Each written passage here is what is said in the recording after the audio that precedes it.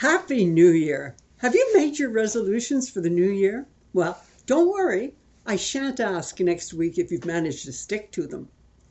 The only one I know who managed to keep such resolutions was my husband. Every year he resolved not to eat hard candies.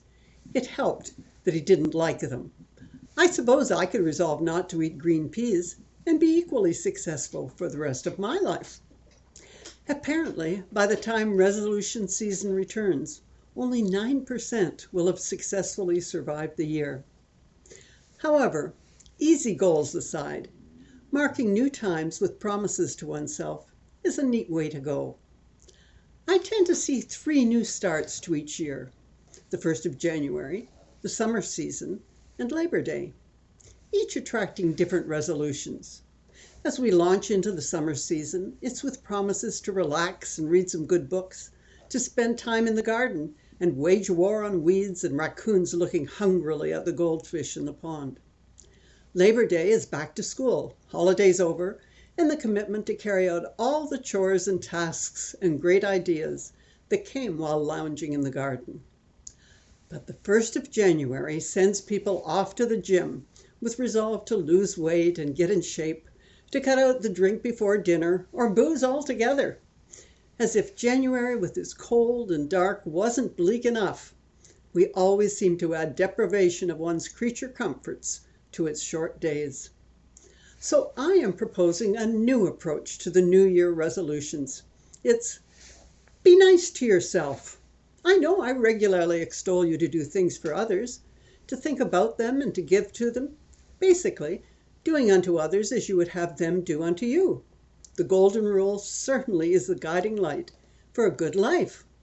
But remember, it compares treating others as you would want to be treated. So what would that be? Well, if you treat others to a nice dinner at your home with you doing the shopping and cooking and washing up, then how about treating yourself to a nice dinner at your favorite restaurant, or try a new one? And let others do the cooking and the serving and the cleaning up for you. If you pick up and drive a friend to church on Sunday, or volunteer to take cancer patients to the hospital for their treatments, how about treating yourself to a ferry to the island, or a bus to Niagara Falls, or a train ride to Nova Scotia? It's magical this time of year as it runs along the south side of the St. Lawrence and you see the lights dancing on the cliffs on the north side. It's your turn to sit back and enjoy the view and not worry about lunatic bicyclists, speed traps, and honking horns. Or if you babysit for grandchildren or entertain at an old folks' home, how about a day of being pampered and cared for, a spa day, or a makeover at the beauty parlor? We're called upon to care for others, but we can't do that if we don't also take care of ourselves and our health, our finances, and our homes. And that is a responsibility that we have, just as we have the responsibility to others. We're mere guardians of what we have for that short time that we are of this world, no matter how long that may be. So it's time to remember to do the caring for you as well. We can't help others if we do not look after our health, both mental and physical. The annual checkup or the review of how we're coping is both wise and necessary. If one gives their paycheck to a worthy cause and has nothing left for food or rent, one is not acting responsibly, no matter how good the giving may feel. If one is too busy off doing good to keep their own home clean and organized, the laundry done, the garbage out and the snow shoveled, then what has been God-given is being squandered.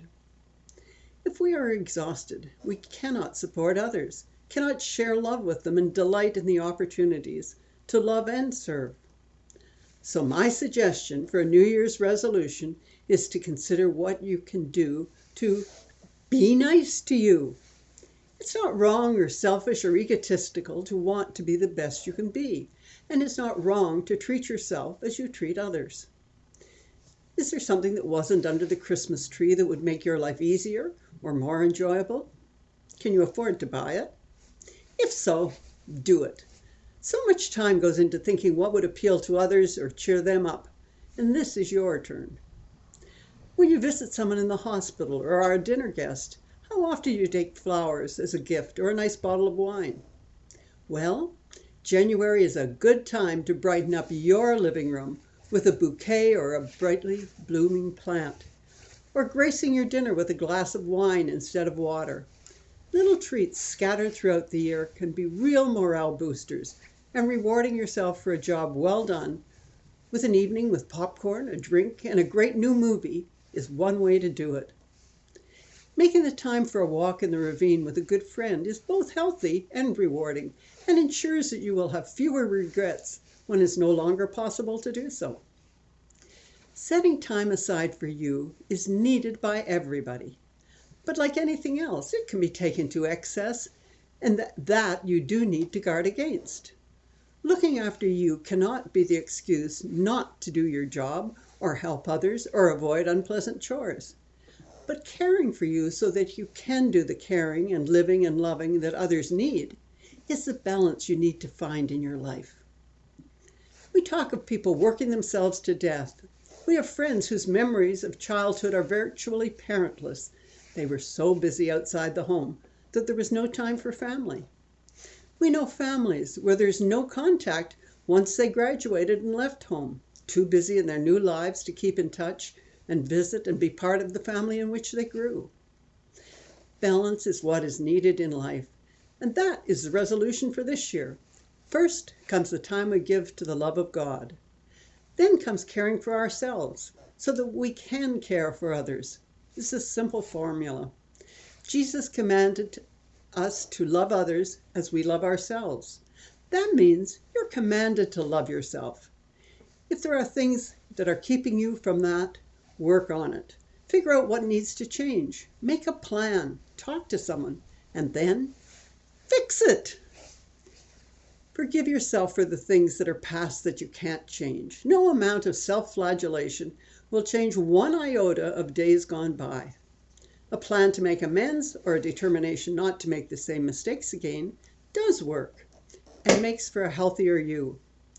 It's all part of being good to yourself, of being better and healthier in your relations with others.